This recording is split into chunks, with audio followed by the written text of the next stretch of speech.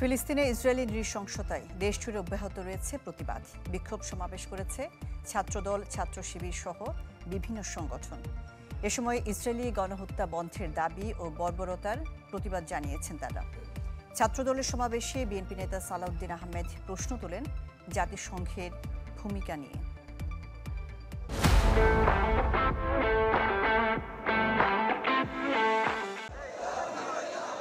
ফিলিস্তিনে ইসরায়েলি বাহিনীর বর্বরতম হত্যাযজ্ঞের প্রতিবাদে বিশ্বজুড়ে যে বিক্ষোভ, তার ঢেউ বইছে বাংলাদেশেও। শহীদ ও যুদ্ধাহত ফিলিস্তিনিদের প্রতি সংহতি জানিয়ে রাজপথে নামে জাতীয়তাবাদী ছাত্রদল।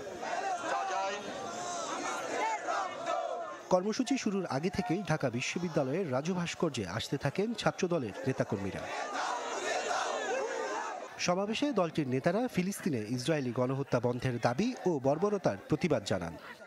সারা পৃথিবীর মুসলিম উম্মাহ যেন ঐক্যবদ্ধ হয় এবং ফিলিস্তিনের পাশে দাঁড়ায়, এবং আমরা দেখছি আকাশে কিভাবে নির্মমভাবে এটা বর্ণনা দেওয়া খুবই কঠিন।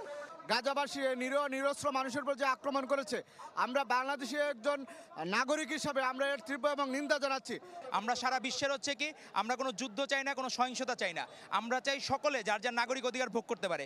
এই ইসরায়েল দখলদার ইসরায়েলের এই আগ্রাসী গণহত্যাকে ছাত্রদল ঘৃণা ভরে প্রত্যাখ্যান করছে, ঘৃণা জানাচ্ছে। আমাদের নিন্দা জানানোর কোনো ভাষা নেই। এমন কোনো শব্দ অ্যাপ্রোপ্রিয়েট না যে শব্দ দ্বারা এই গণহত্যাকে বোঝানো সম্ভব হয়। গাজায় ইসরায়েলি নৃশংসতায় জাতিসংঘের ভূমিকার সমালোচনা করেন বিএনপি নেতা সালাউদ্দিন আহমেদ। এই পরাশক্তির দুই একটা দেশ, তারা সব সময় যখনই ফিলিস্তিনি মুসলমানের পক্ষে জাতিসংঘ রেজলিউশন পাশ করেছে, তারা তার বিরুদ্ধে ভেটো প্রয়োগ করেছে। আপনারা সবাই জানেন। তার মানে হচ্ছে ইসরায়েলের মদতদাতা এই কয়েকটি পরাশক্তিকে তাদের ভূমিকা নিয়ে সারা বিশ্বের মানুষের কাছে জবাবদিহি করতে হবে। বিকেলে একই ইস্যুতে শাহবাগে প্রতিবাদ মিছিল করে ইসলামী ছাত্র শিবির। সেখান থেকে মিছিলটি প্রদক্ষিণ করে শহরের বিভিন্ন সড়ক। ইসরায়েলের সন্ত্রাসী কর্মকাণ্ডের বিপক্ষে জোরালো পদক্ষেপ নিতে আরব রাষ্ট্রগুলোর প্রতি আহ্বান সংগঠনটির নেতাদের।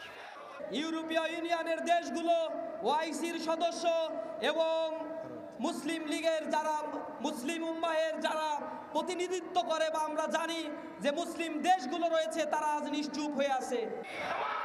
এছাড়া ঢাকার বাইরে বগুড়া, কুমিল্লা, ভোলা সহ বিভিন্ন জেলায় বিক্ষোভ হয়েছে ইসরায়েলি হামলার প্রতিবাদে। আশরাফুল আলম আকাশ, চ্যানেল 24, ঢাকা।